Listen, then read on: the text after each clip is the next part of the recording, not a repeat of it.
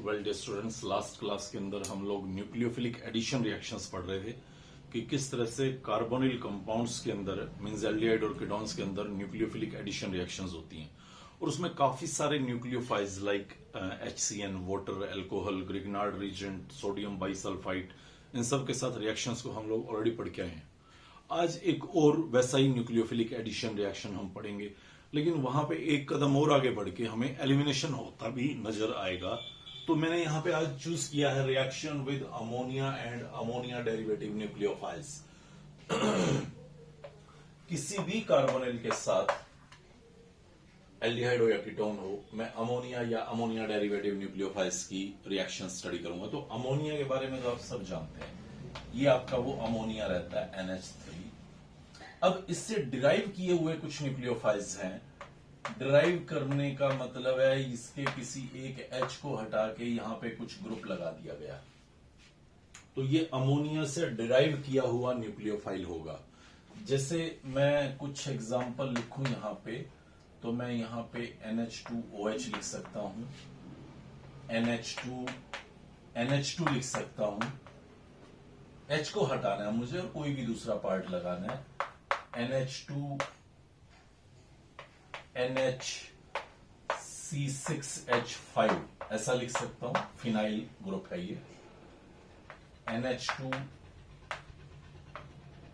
NHC6H5 अब की बार open कर दिया है और यहां पे कुछ ग्रुप्स अटैच कर दिए हैं।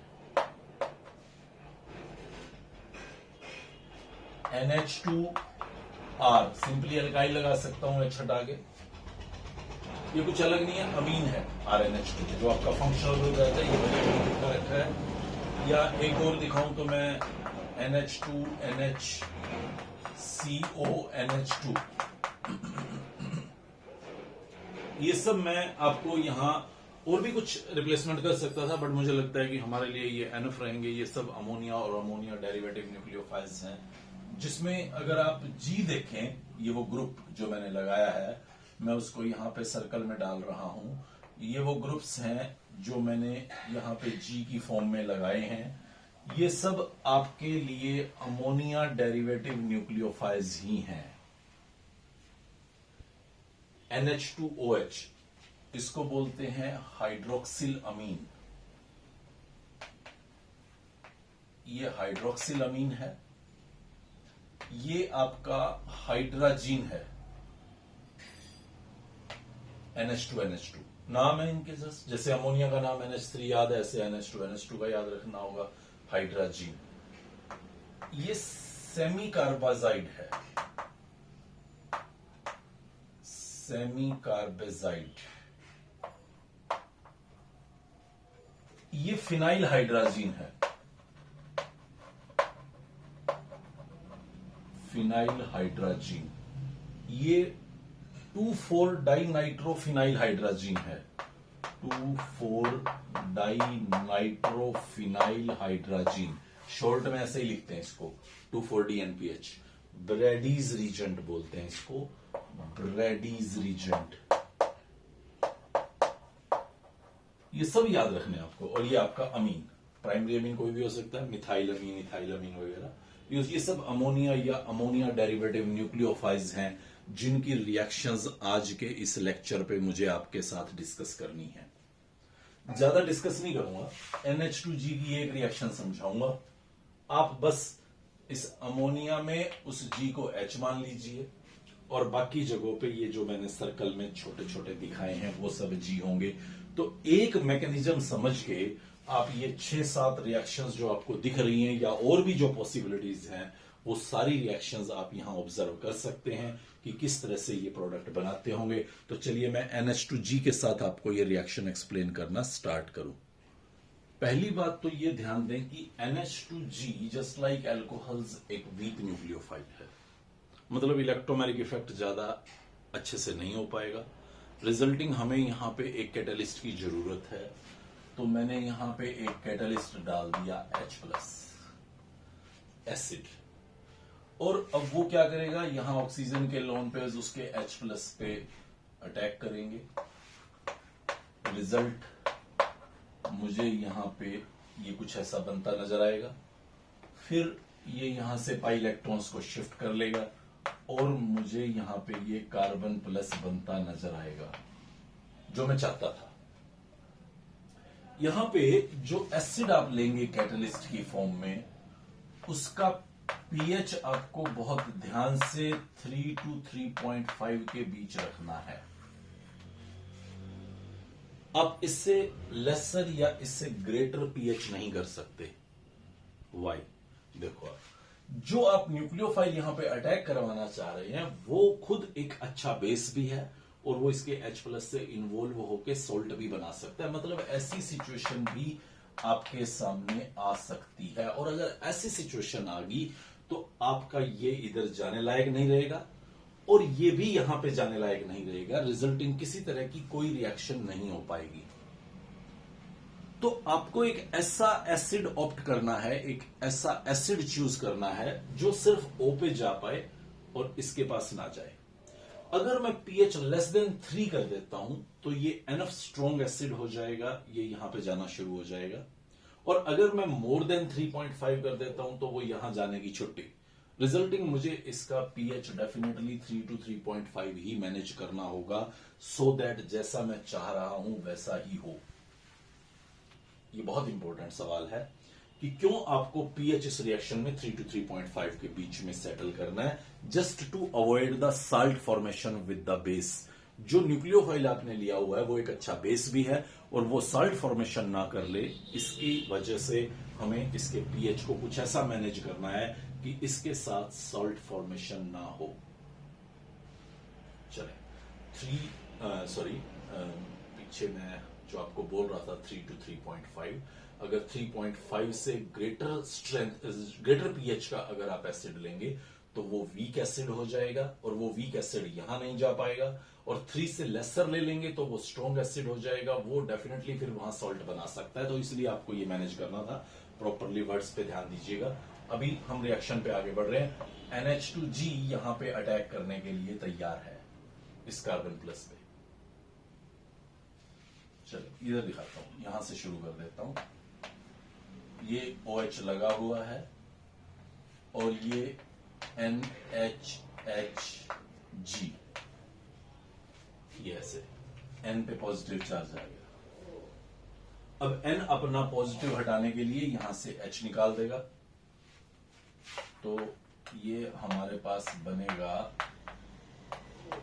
NHG। ये एडिशन हो चुका है। अभी जो एसिड आपने कैटलिस्ट की फॉर्म में लिया हुआ है, ये ऑक्सीजन फिर उसके H+ को ले लेगा, रिजल्टिंग OHH+ NHG। यहां से ये वाटर एलिमिनेट होगा, कार्बन पे प्लस आएगा, कार्बन यहां से H को ले लेगा, रिजल्टिंग ये H वो कैटलिस्ट के पास चला गया, वाटर एलिमिनेट हो गया और हमारे पास जो प्रोडक्ट बना वो ये बना। यही फाइनल रिएक्शन है, यही मैकेनिज्म है उन सभी रिएक्शंस का, उन सभी रीजन्स के साथ जो मैंने अभी जस्ट आपको दिखाई थी। थोड़ा क्रेमिंग वाला पार्ट एक बार आपके सामने लेके आता हूं। ये तो मैकेनिज्म वाला पार्ट था। मुझे बिना मैकेनिज्म के प्रोडक्ट प्रेडिक्ट करना है कि अमोनिया डेरिवेटिव कार्बोनिल के साथ कैसे प्रोडक्ट देगा। तो बहुत ही आसान, याद रखिए, आपको NH2G का 2H हटाना है और यहां से O हटाना है, C double bond NG simple ये बना देना है, वाटर एलिमिनेट करना है, दैट्स ऑल। ये क्रेमिंग विदाउट मैकेनिज्म आप कर सकते हैं। NH2 के 2H हटाने हैं, इसका O हटाना है, C और N के बीच में बॉन्ड बनाना है, वाटर एलिमिनेट करना है, तो ये आपका प्रोडक्ट बनेगा। ये G क्या है अब याद कर लो। उन सब न्यूक्लियोफाइल्स के अंदर मैंने बताया था आपको कि G क्या है। G वो ग्रुप था जो आपने H को रिप्लेस करके अमोनिया पे लगाया था, ये एज इट इज लगा हुआ आपको मिलेगा। जैसे मैं क्वेश्चन आपको बताऊं कि क्वेश्चन क्या है, बट उस क्वेश्चन से पहले मैं एक छोटी सी टेबल आपके सामने शेयर करना चाहता हूं। आप कॉपी पे उसको नोटेड रखें। ये स्क्रीन पे मैंने सारे अमोनिया और अमोनिया डेरिवेटिव न्यूक्लियोफाइल्स दिखाए हैं। ये मैंने उनका नाम लिखा है और ये उनके प्रोडक्ट्स किस नाम से बुलाए जाते हैं वो लिखा हुआ है, तो आप नोटेड रखें इस सारी बात को। ये आपका वही अमोनिया है, एच वो जी के लिए अलग से दिखा रखा है मैंने। तो अमोनिया के जो प्रोडक्ट बनेंगे उनको इमीन बोलते हैं, अमीन वालों को एनिल बोलते हैं, हाइड्राजीन वालों को हाइड्राजोन, फिनाइल हाइड्राजीन वालों को फिनाइल हाइड्राजोन, 2,4-डाइनाइट्रोफिनाइल हाइड्राजोन वालों को, हाइड्राजीन वालों को 2,4-डाइनाइट्रोफिनाइल हाइड्राजोन, हाइड्रोक्सिल अमीन NH2OH इसके प्रोडक्ट्स को ऑक्साइम बोलते हैं, और ये सेमी कार्बाजाइड इसके प्रोडक्ट्स को सेमी कार्बाजोन बोलते हैं। यहां जो मैंने ये यहां अंडरलाइन कर रखा है, जो वो अंडरलाइंड वो ग्रुप है जो न्यूक्लियोफाइल की तरह से एक्ट करेगा। जैसे यहां तो चलो ऑप्शन ही नहीं था कोई, और यहां आपको लग रहा था कि ये भी तो है NH2, हाँ तो ये तो एक जैसे हैं, चाहे इस पे अंडरलाइन कर लो चाहे इस पे कर लो, कोई भी अटैक कर सकता है। आपको लगेगा सर ये एन पे लोन पेयर है, ये भी तो लोन पेयर है, ये भी तो न्यूक्लियोफाइल की तरह से एक्ट कर सकता होगा, लेकिन आप ध्यान रखें ये तो रेजोनेंस में इन्वॉल्व होगा, यहाँ तो साइड पॉजिटिव चार्ज पाएगा तो यही NH2 अटैक करेगा, और यही सिचुएशन यहाँ पे थी, ये भी रेजोनेंस में इन्वॉल्व होगा तो यही NH2 अटैक कर पाएगा, यहाँ पे भी N ही अटैक कर पाएगा। ऑक्सीजन उतना बेटर न्यूक्लियोफाइल नहीं है तो NH2 का N ही अटैक करेगा। और यहां पे थोड़ा डाउट आता है, क्वेश्चन भी है बहुत इंपॉर्टेंट, सेमी कार्बाजाइड में अगर आप देखें तो 2 NH2 ग्रुप्स हैं जो अटैक कर सकते हैं, लेकिन आप फिर दोबारा ध्यान दें कि ये तो यहां रेजोनेंस में इन्वॉल्व होंगे, रिजल्टिंग सिर्फ यही NH2 आपको एज ए न्यूक्लियोफाइल अटैक करता नजर आएगा। तो मैं यहां पे इस पर्टिकुलर रिएक्शन में 4 तरह के क्वेश्चन एक्सपेक्ट करता हूं। पहला क्वेश्चन, एसिड जो मुझे लेना है उसकी pH 3 to 3.5 क्यों मैनेज करनी है, ये मोस्ट इंपोर्टेंट सवाल रहेगा। दूसरा क्वेश्चन, सेमी कार्बाजाइड में जो 2 NH2 हैं तो उसमें जो कार्बोनिल के एडजेसेंट NH2 है वो एज ए न्यूक्लियोफाइल अटैक क्यों नहीं कर पा रहा, रेजोनेंस की वजह से नहीं कर पा रहा। तीसरा क्वेश्चन जो हमसे पूछा जा सकता है वो predict the mechanism of this addition followed by elimination, वो सबसे पहले समझाया है। और चौथा मोस्ट इंपोर्टेंट क्वेश्चन जो यहां पे पूछा गया है, एनसीईआरटी में ढेरों सवाल वैसे दिए गए हैं, तो वो कुछ इस तरह का क्वेश्चन होता है कि like draw the product of oxime formed by reaction of cyclopropenone and so on. तो मैं इस तरह के कुछ क्वेश्चंस यहां पे लिखूंगा और फिर उनके ऊपर काम करते हैं। तो क्वेश्चंस देखें आप यहां पे, draw the structure of oxime of cyclopropenone. तो मुझे क्या करना है, सबसे पहले साइक्लोप्रोपेनॉन बनाना है। ये देखिए cyclic propanone, prop 3 carbon, ane सारे सिंगल बॉन्ड, ओन कीटोन के लिए, साइक्लिक है तो साइक्लोप्रोपेनॉन बना दिया। अब ऑक्साइम बनाना है, तो ऑक्साइम के लिए मुझे याद रखना है कि ऑक्साइम तो हाइड्रोक्सिलमीन से बनता है और साथ में मुझे कैटलिस्ट लेना पड़ता था। अब प्रोडक्ट बनाना है मुझे, उसका स्ट्रक्चर बनाना है सीधा, तो मैं मैकेनिज्म्स पे नहीं जाऊंगा। मुझे इस NH2 के 2 H हटाने हैं, इसका O हटाना है, वोटर एलिमिनेट करना है और अपने उस प्रोडक्ट को दिखाना है। देखिए कैसे दिखा रहा हूं, ये double bond as it is रहने देता हूं, इसके अंदर कोई चेंज नहीं करना, इसके O को हटा दिया, इसके H को हटा दिया, ये N यहां पे लगा दिया और ये OH एज इट इज रखा। ये मेरे पास स्ट्रक्चर है ऑक्साइम ऑफ साइक्लोप्रोपेनॉन का। ऐसे ही नेक्स्ट देखिए, सेमी कार्बाजोन ऑफ फॉर्मेल्डिहाइड। तो मैं सबसे पहले फॉर्मेल्डिहाइड बना लूंगा, ये देखें आप, ये मैंने फॉर्मेल्डिहाइड बना लिया CH2O। अब सेमी कार्बाजोन बनाना है तो मैं यहां पे NH2 C double bond O NH2, ये सेमी कार्बाजाइड ले आया। अब मुझे इसके 2 H हटाने हैं, इसका O हटाना है। ध्यान दीजिएगा गलत कर रहे हैं क्योंकि ये तो न्यूक्लियोफाइल की तरह से अटैक ही नहीं कर पाएगा। सो इस पे आइए, इसके साथ आप ये सीन करें, मतलब इसके 2 H हटाएं, मैं यहीं साथ साथ करता जाऊंगा। ये C double bond O H H, ये O हटा दिया, इसके 2 H हटा दिए, N NH CO NH2। बहुत ध्यान से आपको ये स्ट्रक्चर बनाना है सेमी कार्बाजाइड का, सेमी कार्बाजोन का, कि आपको इस NH2 के 2 H हटा के वहां उसके साथ कनेक्ट करने होंगे। नेक्स्ट ऐसा ही तीनों क्वेश्चंस हैं, तो मैं 1 बाय 1 सभी पे बात करता जाऊंगा। 2-3 क्वेश्चन हमारे सामने वहां एग्जाम में दिखाई देंगे, बोर्ड में, सॉरी एनसीईआरटी पे। एसीटोन मुझे दिया गया था यहाँ, CH3 CH3 double bond O, ये एसीटोन है। और 2,4-डाइनाइट्रोफिनाइल हाइड्राजोन बनाना है। तो 2,4-DNPH का स्ट्रक्चर रिकॉल करना होगा मुझे। NH2 NHC6H5, ब्रेडीज रीजेंट नाम बताया मैंने इसका। बहुत कैरेक्टरिस्टिक रिएक्शन है ये। 2,4-DNPH को जब भी एल्डिहाइड या कीटोन्स में डालते हैं तो हमें रेडिश कलर अपीयर होता है। वो रेडिश कलर इसके प्रोडक्ट का होता है जो हमें आइडेंटिफिकेशन टेस्ट की फॉर्म में भी हेल्प करेगा। किसी भी एल्डिहाइड या कीटोन में आप 2,4-DNPH डालेंगे तो आपको वो कलर अपीयर होता नजर आएगा। बस कुछ नहीं करना, इसके 2 H हटाने हैं, इसका O हटाना है। यही कर देता हूं ये काम। N लगा दिया मैंने, ये इसके 2 H हटा दिए। रेस्ट एज इट इज ऐसा ही प्रिंट कर दो, कुछ भी नहीं करना आपको। ये लीजिए, ये आपका 2,4-डाइनाइट्रोफिनाइल हाइड्राजोन बन गया एसीटोन का। इसी का वो रेड कलर आपकी आइडेंटिफिकेशन बनेगा कीटोन के लिए या एल्डिहाइड्स हैं तो उसके लिए भी। नेक्स्ट क्वेश्चन देखते हैं। हाइड्राजोन बनाना है ब्यूटेनल का, बहुत ही आसान काम है। ब्यूटेनल बनाइए।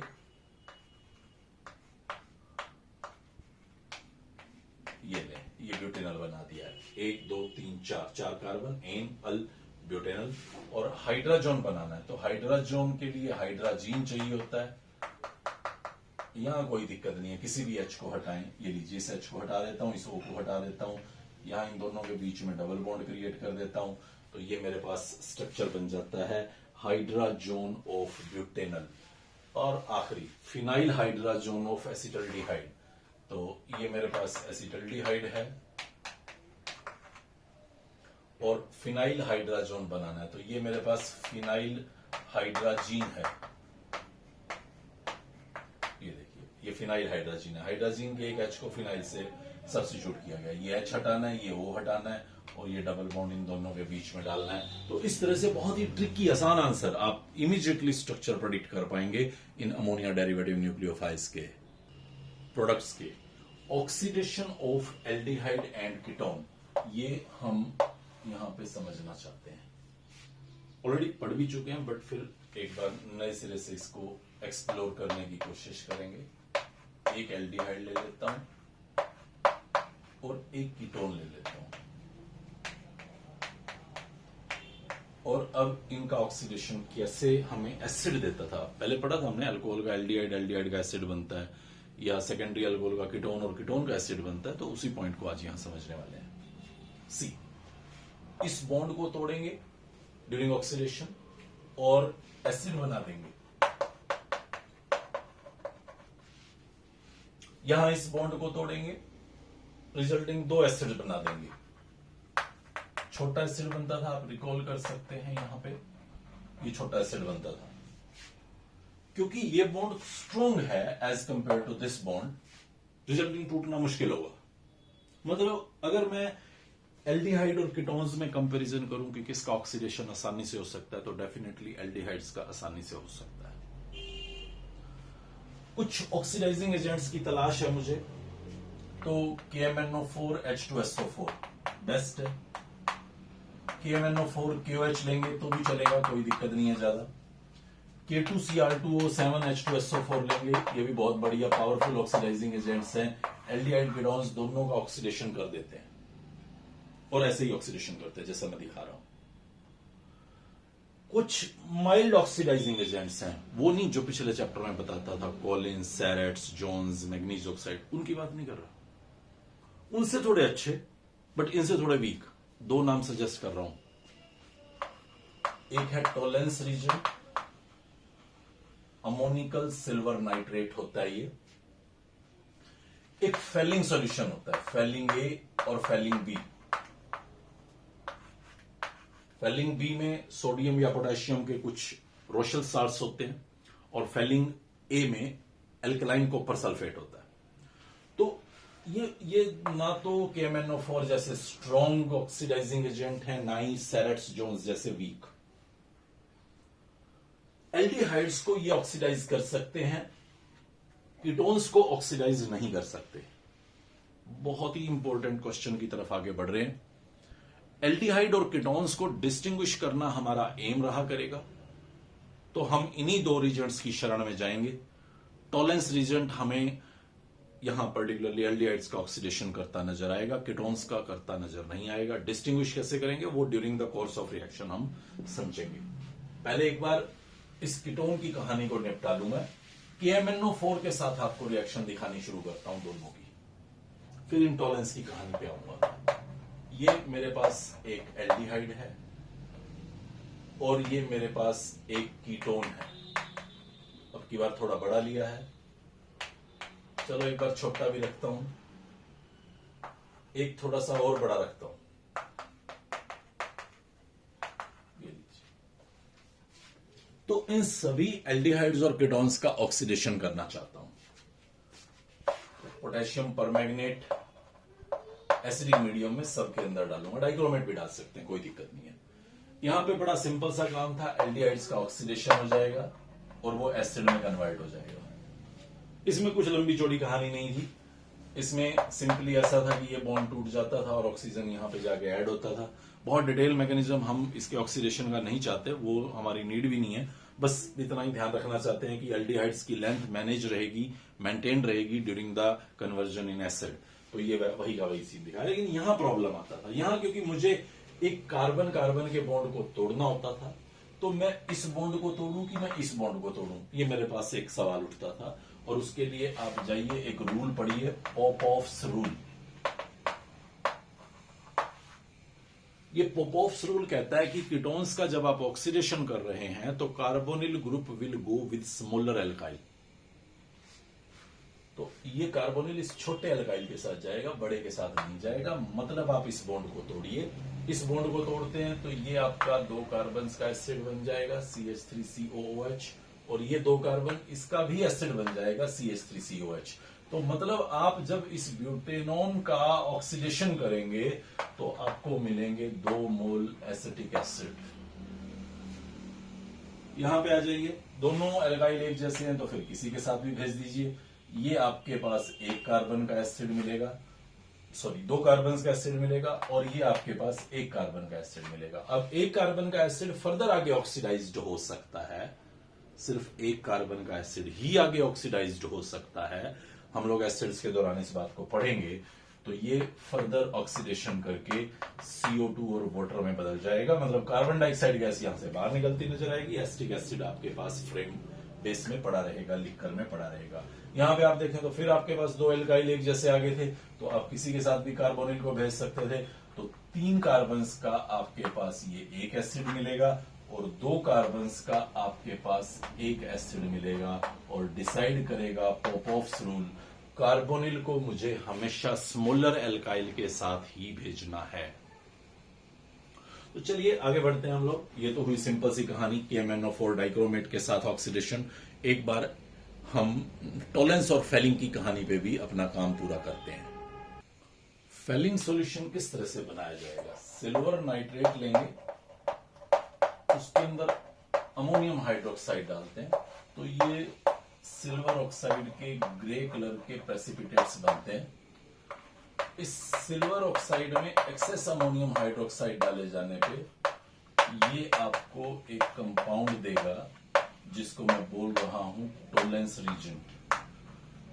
इसको समटाइम अमोनिकल सिल्वर नाइट्रेट भी बोलते हैं। आपने किया तो कुछ नहीं, नाइट्रेट भी वहीं मौजूद है जो सिल्वर नाइट्रेट में स्टार्टिंग पे था, हालांकि यहां आपको दिख नहीं रहा। अमोनिकल सिल्वर नाइट्रेट दिखाया गया, OH की बजाय NO3 नेगेटिव भी दिखा देंगे तो कुछ खास फर्क नहीं पड़ेगा, ये जस्ट आयनिक फॉर्म है। ये AgNH3 ट्वाइस पॉजिटिव आयन, यही एक एक्चुअली टॉलेंस रीजेंट है। हमें as it is directly prepare Tollens reagent भी लैब के अंदर अवेलेबल रहता है, तो वो बनाने की भी ऐसी नीड नहीं होती है। जब इस माइल्ड ऑक्सीडाइजिंग एजेंट को हम एल्डिहाइड के साथ रिएक्ट करवाएंगे, ये देखिए एल्डिहाइड लिया और इसके अंदर मैं वो टॉलेंस रीजन डाल रहा हूं, तो ये इसका ऑक्सीडेशन कर देगा, एसिड का सॉरी एल्डिहाइड का एसिडिक ग्रुप बना देगा, और सिल्वर यहां पे प्रेसिपिटेट्स की फॉर्म में अपीयर होगा। अब यहां पे जाके देखिएगा सिल्वर +1 है और सिल्वर +1 से 0 बन रहा है, मतलब ये उसका रिडक्शन हो रहा है, मतलब वो ऑक्सीडाइजिंग एजेंट की तरह से एक्ट कर रहा है और यहां पे इस एल्डिहाइड को वो एसिड में कन्वर्ट कर रहा है। तो ये सिंपल सा रिएक्शन हमारे सामने अपीयर होगा जहां टॉलेंस रीजेंट सिल्वर के प्रेसिपिटेट्स देगा। सिल्वर मिरर बोलते हैं इसको। ये सिल्वर चांदी चमकती हुई आपको टेस्ट ट्यूब में दिखाई देगी। जैसे मान लीजिए इस टेस्ट ट्यूब के अंदर आपके पास एल्डिहाइड पड़ा हुआ था और आपने इसके अंदर थोड़ा सा टॉलेंस रीजन डाला, तो आपको यहाँ सिल्वर मिरर अपीयर होगा, जो कैरेक्टरिस्टिक टेस्ट रहेगा एल्डिहाइड्स के लिए। अगर यहाँ पे मैं कोई कीटोन ले रहा होता, मींस इसके अंदर मैंने कीटोन डाला होता, तो टॉलेंस रीजेंट ऐसा कुछ नहीं करने वाला था, रिजल्टिंग कोई सिल्वर मिरर अपीयर होता आपको नजर नहीं आता। तो इसलिए ये टॉलेंस की रिएक्शन बहुत इंपॉर्टेंट हो जाती है और हम बहुत आसानी से एल्डिहाइड और कीटोन्स को डिस्टिंग्विश करने में इसको यूटिलाइज कर सकते हैं। वहीं फेलिंग सॉल्यूशन देखें तो उसमें मैंने बताया एल्कलाइन कॉपर सल्फेट लिया जाता है और रोशल साल्ट्स लिए जाते हैं, कुछ सोडियम या पोटेशियम के टार्ट्रेट्स के फेलिंग बी के अंदर। उनकी केमिस्ट्री अलग है कि वो किस तरह से स्टेबलाइज करते हैं इसको, बट फिलहाल आप एल्डिहाइड के साथ एक बार फोकस करें कि एल्डिहाइड के साथ वो क्या करने वाले हैं। उस एल्डिहाइड का ऑक्सीडेशन कर देंगे और एल्डिहाइड का ऑक्सीडेशन करके वही एसिडिक ग्रुप बना देंगे और यहाँ Cu2O के रेड प्रेसिपिटेट्स बनते हैं। कॉपर +1 में बदल गया है, ध्यान दें यहाँ कॉपर +2 में ले रखा था और वो +2 से +1 में कन्वर्ट हो रहा है। तो ये रेड प्रेसिपिटेट्स का अपीयरेंस हमें फिर कंफर्म कर देता है कि जिस सैंपल में आपने फेलिंग A+B डाले हैं वो डेफिनेटली कोई एल्डिहाइड है। अगर आप कीटोन के अंदर ये काम करना चाहेंगे तो कीटोन का वो ऑक्सीडेशन नहीं कर पाएगा, मतलब Cu +2 से +1 में नहीं बदलेगा, रिजल्टिंग Cu2O के रेड प्रेसिपिटेट्स आपको मिलेंगे। कब? सिर्फ तब जब आप इस फेलिंग सॉल्यूशन को एल्डिहाइड में डाल रहे हैं। तो आप लोग जब हम प्रैक्टिस करेंगे क्वेश्चंस की तो आपको पता चलेगा कि कितना इंपॉर्टेंट क्वेश्चन है, कितना फ्रीक्वेंटली पूछा हुआ क्वेश्चन रहता है distinguish between acetone and propanal और इस तरह के कुछ क्वेश्चंस जहां एल्डिहाइड कीटोन को डिस्टिंग्विश करना होता है। तो हम लोग प्रैक्टिस के दौरान इन सब बातों पे फर्दर आगे वर्कआउट करेंगे। नेक्स्ट लेक्चर पे मिलते हैं हम लोग एक नई टाइप ऑफ द रिएक्शंस के साथ, रिडक्शन रिएक्शंस किस तरह से होती हैं और कुछ मिसलेनियस रिएक्शंस। Good bye.